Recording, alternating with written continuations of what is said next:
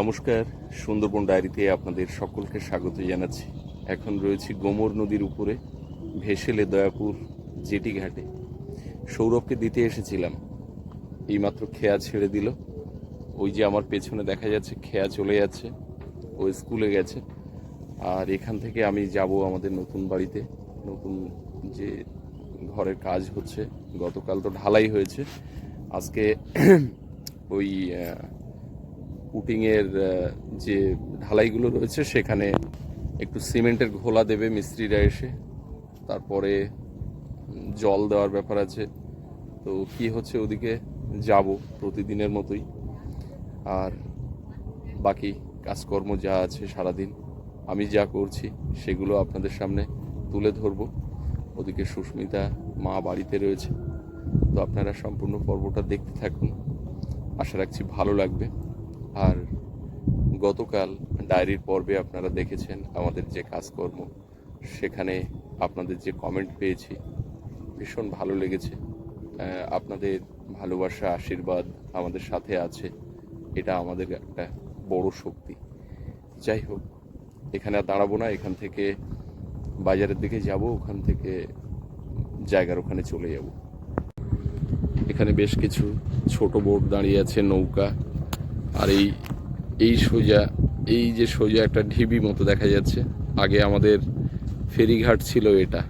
এখানে ইটের ব্লক দেওয়া, এখন তো প্রচুর স্লিপ হয়ে আছে এবং ওখানে কস্তুরও জমে গেছে, ওখান দিয়ে আর হাঁটা চলা করা যায় না।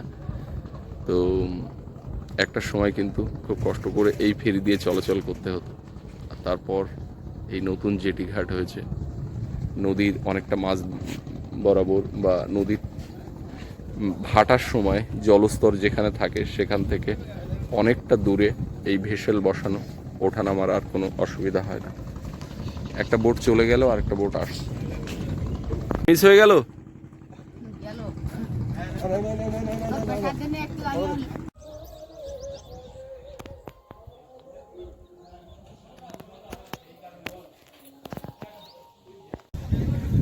চলে এলাম নতুন বাড়িতে। এখানে এসে দেখতে পাচ্ছি লোকজন আছে, নিহাদ রঞ্জন পাড়ার ছেলে যারা কালকে ছিল তারাও আছে। এসে আর একদম ঘরের ভিতের উপরে এলাম, এগুলো কি অবস্থা দেখবো বলে।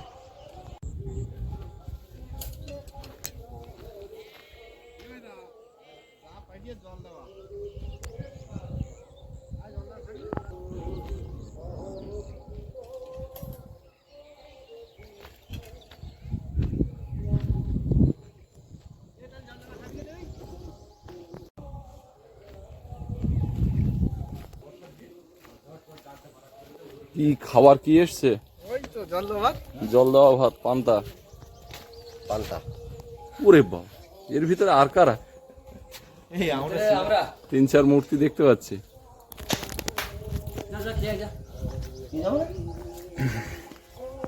আমি তো এসে দেখলাম ওরা অনেকটা কাজ করেছে। এই নতুন যে ঘরটা বাঁধা হয়েছে, গোডাউন ঘরটা, এর চারপাশে ফাঁকা ফাঁকা ছিল টিনের তলায়, তো সেখানে মাটি দিয়ে সেই ফাঁকাগুলো পূরণ করা হয়েছে। কারণ মালপত্র রাখার ক্ষেত্রে তলা ফাঁকা থাকলে তলা দিয়ে মানুষজনও ঢুকতে পারবে, কুকুরও ঢুকতে পারবে, এরকম ফাঁকা ছিল। তো সেইটা মাটি ভরাট করছে। তো অনেকটা কাজ হয়েছে, এবারে খাওয়া দাওয়ার পরে হয়তো আবার করবে কিছুক্ষণ। আর আমাদের ইটের বোট এসছে বিনা পানিতে, তো এখন যাব সেখানে ইটটা দেখতে। তো ওদিকে নিহাত রাস্তার উপরে উঠে গেছে, আমিও যাই দেখি ইটটা দেখে আসি।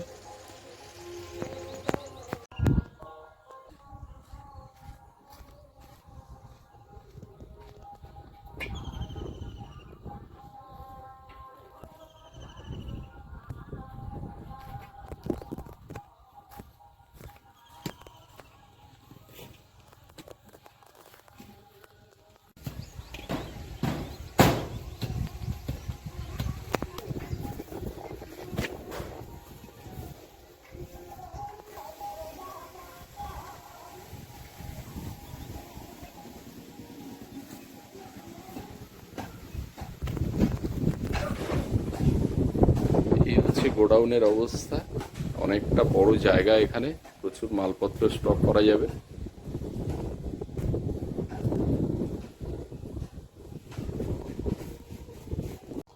আপাতত গোডাউনের ভিতরে কোনো জানালা রাখা হয়নি, দুই ধারে দুটো দরজা, খুলে দিলে হাওয়া এদিক ওদিক পাস হবে। জানালা রাখা হয়নি কারণ সিমেন্ট থাকবে, রড থাকবে, বর্ষা এখন তো কালবৈশাখী মাঝে মধ্যেই হবে, ঝড় বৃষ্টি হবে, তো ঝড়ঝাপটা বৃষ্টির জল যেন ভেতরে না আসে, ওই জন্য আপাতত কোনো দরজা রাখা হচ্ছে না। পরবর্তীতে গোডাউনের এই সব মালপত্র যখন আর থাকবে না, যখন বাড়ির মানে নতুন ঘরে উঠে যাওয়া হবে, তখন অনেক মালপত্র এখানে রাখা হবে, ঘরোয়া মালপত্র, তখন জানালা কাটবো। তো সেই জন্য এখন আর কোনো জানালা রাখলাম না।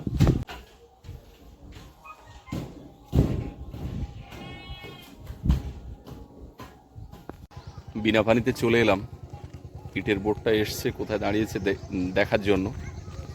আমি তো আমার মতো দেখে যাব, ওদিকে মিস্ত্রিরা আসবে একটু পরে, ওরা এলে ওদেরকে দেখাবো ইট একটু বাজিয়ে দেখার জন্য, কারণ আমার থেকে ওরাই ভালো বুঝবে। এখানে এসে দাঁড়ালাম বাইন গাছের তলায়, বেশ ঠান্ডা, আর একটা ফিরফিরে হাওয়া দিচ্ছে, সামনে জলাশয়টা রয়েছে, আর গতকাল থেকে তাপমাত্রা কিন্তু বাড়তে শুরু করেছে।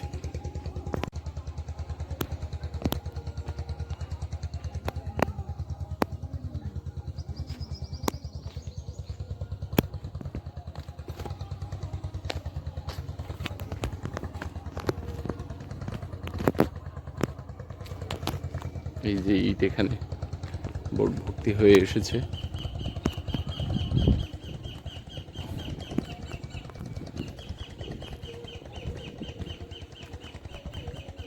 বিশাল ইট দেখতে পাচ্ছি।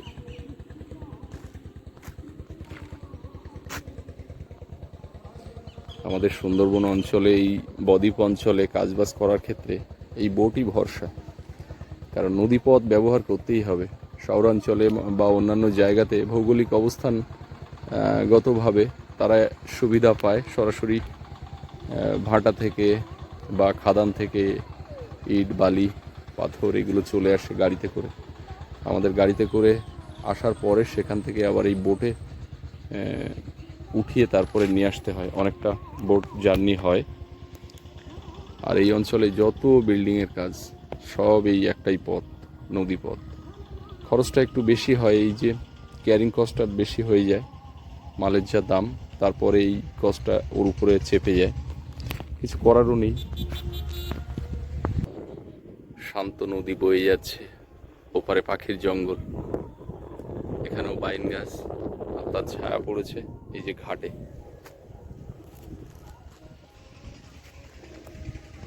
এই বোটটাতে মোটামুটি 1025 মতো ইট আসে।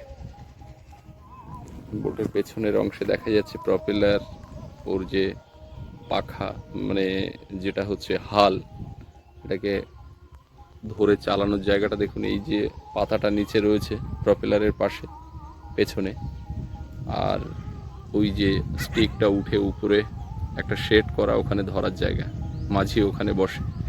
এই বোটগুলো সামনে পেছনে করা যায়। এর ব্যাক গিয়ার আছে, উপরে দেখুন দুটো সুগান পাশাপাশি, একটা বড় লম্বা ওই যে চৌকির উপরে গেছে, আর চৌকির মাঝখানে একটা ছোট, ওইটা হচ্ছে গিয়ারের মানে হ্যান্ডেল করার জন্য ওটা।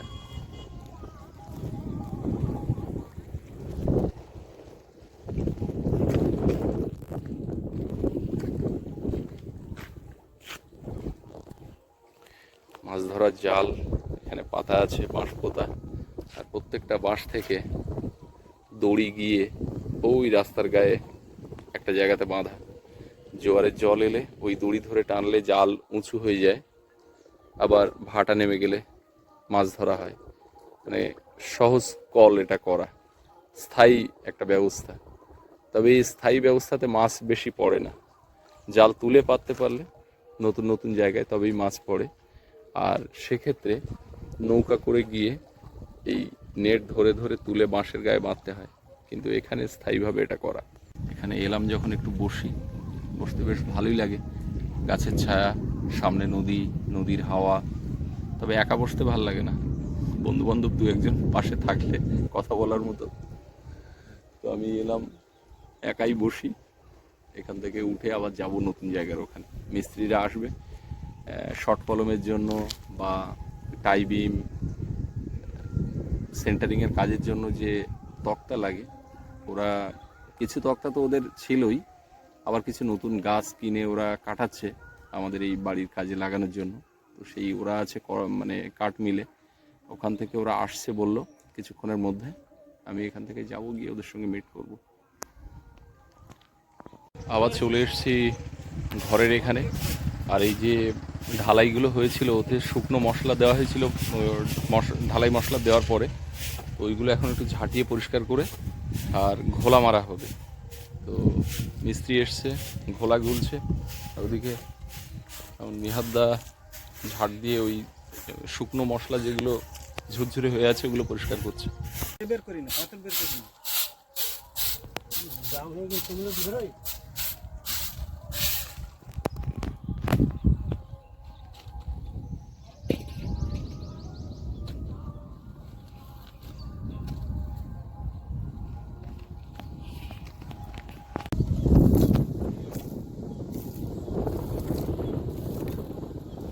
ঝাঁটাতে বাড়িয়ে দিচ্ছ না?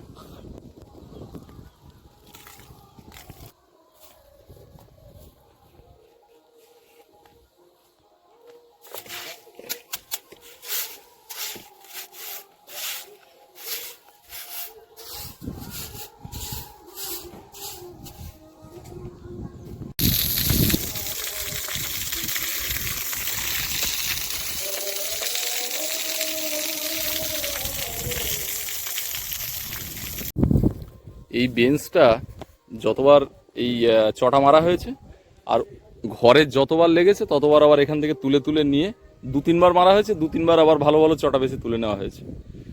তো এই সামনের দিকটা ফাঁকা ফাঁকা। তো আর বাড়িতে পুকুরে কাঠ ভেজানো ছিল, তোলা হয়েছিল যে কাঠ, তার থেকে এই দুটো চটা আনা হয়েছে। এখন এই দুটো দিয়ে এই ফাঁকগুলো পূরণ করা হবে। আর এদিকে ভেজানোর জন্য পাম্প লাগানো, জল দেওয়া হচ্ছে। উপরে যে শুকনো বালি মশলা দেওয়া ছিল ওইটা না ধুয়ে দিয়ে ঘোলা মারা যাচ্ছে না, তো ওই জন্য ওইটা ধুয়ে দেওয়া হয়েছে, দিয়ে একটু উপরে টেনে গেছে, তখন ওই ঘোলা দিচ্ছে। হঠাৎ আমি বসে আছি, পেছনে একটা সবাট করে একটা চড় খেলাম। পেছনে তাকিয়ে দেখি আমার দাদা। কোত্থেকে আসছো? মানে জিপি থেকে আসছে। আমার দাদা জিপিতে যায়, জিপি থেকে আসে। জিপি মিনস গ্রাম পঞ্চায়েত। পলাশ ইন্ডাস্ট্রি তৈরি হচ্ছে, পলাশ ইন্ডাস্ট্রি তৈরি হচ্ছে। আর মিস্ত্রি ওদিকে চিত হয়ে শুয়ে আছে। আর পলাশের এই অ্যাসিস্ট্যান্ট সে তো দেখলাম পুরোপুরি একেবারে গায়া, পুরো গায়া। তা আমার ঘরের ভিত কাটা থেকে শুরু করে বেস ঢালাই, পিসিসি ঢালাই, মালপত্র আসছে, অথচ আমার দাদার আমি এই সবে মাত্র পদধূলি পেলাম।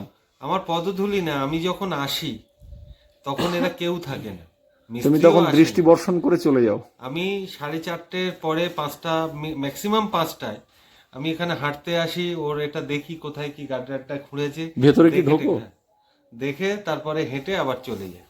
ব্যাপারটা হচ্ছে ভাইয়ের বাড়ি হচ্ছে, দেখা তো উচিত অবশ্যই। অবশ্যই দেখতে তো হবেই। এবার সেজন্য আমি যখন আসি ওরা থাকে না, আর ওরা যখন থাকে তখন আমার এতটাই চাপ থাকে যে আমাকে গাড়ি থামিয়ে নয় আমার ওদিকে। আর আমি কদিন ধরে বাজারে যাচ্ছি আর দোকানের সামনে গাড়িটা রাখছি আর ভাবছি যে দোকানে খোলা দেখা পেলেই গালাগালিটা দিয়ে নেবো। কালকে গিয়ে শুনলাম দোকানটা খোলা দেখতে পাচ্ছি, কিন্তু মানুষটাকে শুনলাম যে দাদা আমার চায়ের দোকানে, ওখানে প্রধান বক্তার আসন গ্রহণ করেছে। আসলে বাঙালি তো আড্ডাবাজ বাঙালি তো সবসময় একটু এদিক ওদিক। এখন একটু রাজনৈতিক উষ্ণতা চারিদিকে, সেও আলোচনার বিষয়বস্তু হবে, এটা স্বাভাবিক। ক্লোজ করার জন্য একটুখানি সবাই একটু আলোচনা করে, আমি গিয়ে এমন বলি তারা থেমে যায়। ব্যাস, এই কারণেই তো তোমার দরকার। একদম। কানুদা সব দেখে শুনে আর বাড়ির দিকে চলে গেল। এতক্ষণ ছিলাম যে ওই কাঠ কাটাচ্ছে, ওই কাঠগুলো আসবে, ওগুলো রেখে তারপরে যাব। তো দেখলাম এখনো দেরি আছে, সবে এখন গোলা থেকে কাঠ ভ্যানে বাঁধাবাঁধি করছে। তো আমি সকাল থেকে কিছু খাওয়া দাওয়া করিনি, আর এখন প্রায় 1:30 বাজে, আমি বাড়ির দিকে যাচ্ছি। ওদিকে ওই মিস্ত্রি একজন রয়েছে আর আমাদের নিহাদ্দা আছে, তো ওরা কাঠ এলে ওগুলো সাইজ করে রেখে তারপরে বাড়ির দিকে যাবে, আর আমি এখন চলে যাচ্ছি এখান থেকে।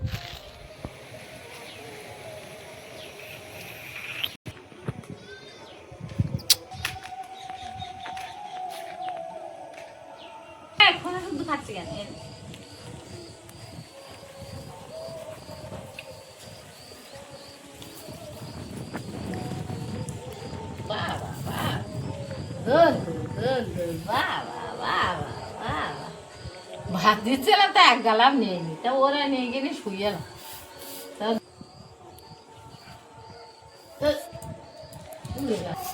ভাতটার সঙ্গে এক গালাও ভাত নেই, ধর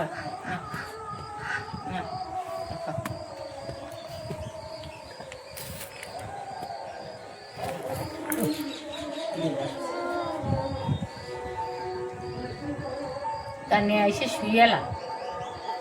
তার আসার সময় দুটো কলা নিলাম হাতে, তাহলে দেখি খায় কেমন, তাই দু কামড় নিয়ে আর নিচ্ছে না।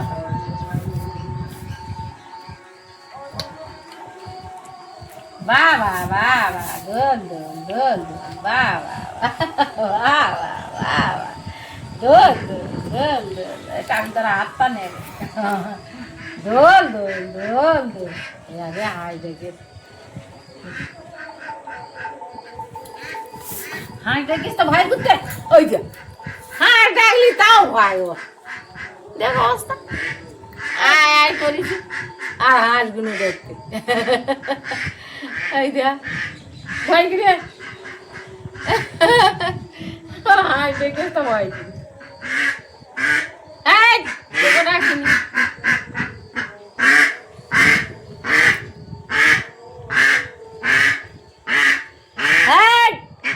যা যা আর ভয় তো করে ফেলেছি।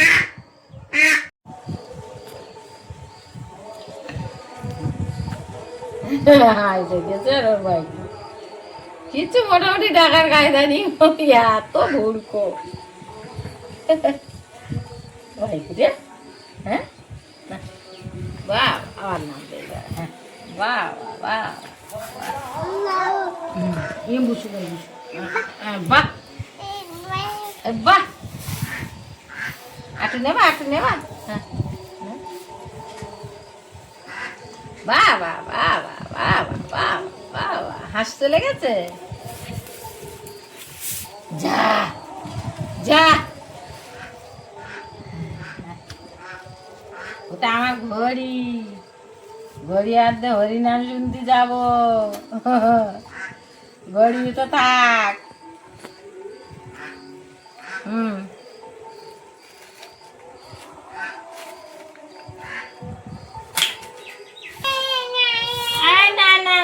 না জল খাবা না,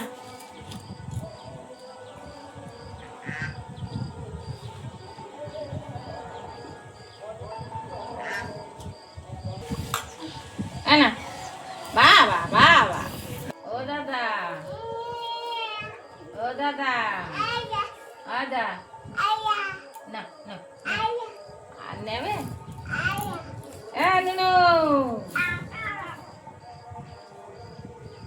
ঠাকুর দেখো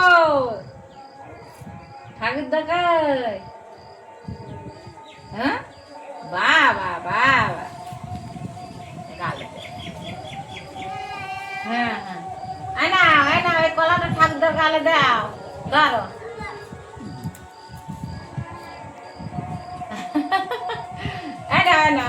ঠাকুর গালে দাও।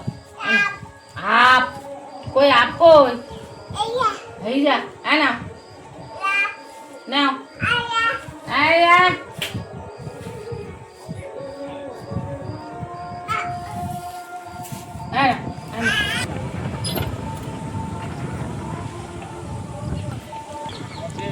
আই কার্ডের জন্য যে ছবি দিয়েছিলাম সেটা স্কুলে জমা দিয়েছিলেন? হ্যাঁ দাদু দিয়েছিল, দাদু দিয়েছিল। সৌরভকে সকালবেলা দিয়ে আসা এই দুটো হচ্ছে আমার ডিউটি। সৌরভ কোন স্কুল করে? সৌরভের বাবা হাফ স্কুল করে নাকি? দাঁত তো ভার হয়ে গেছে, বাড়ি এসে গেছে। আর ওই দেখো কে, ওই দাদাকে দেখে হাঁক দিচ্ছে ওদিকে, ওই যে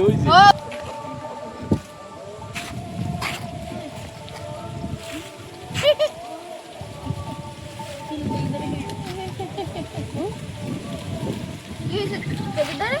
ওই কি কলা খেয়েছে মাছেছে তোকে মারিস? কলা খেয়েছিস, কলা থেকে মারিস? বলে বাবু দাদা না এ বাবু বাবু দাদা তো দাদা দাদা বাবু দিদি তো দাদা কাছে চলে এত হাসি দেখো না হাসি কি আনন্দ দাদা বাড়ি এসে আনন্দ হচ্ছে চল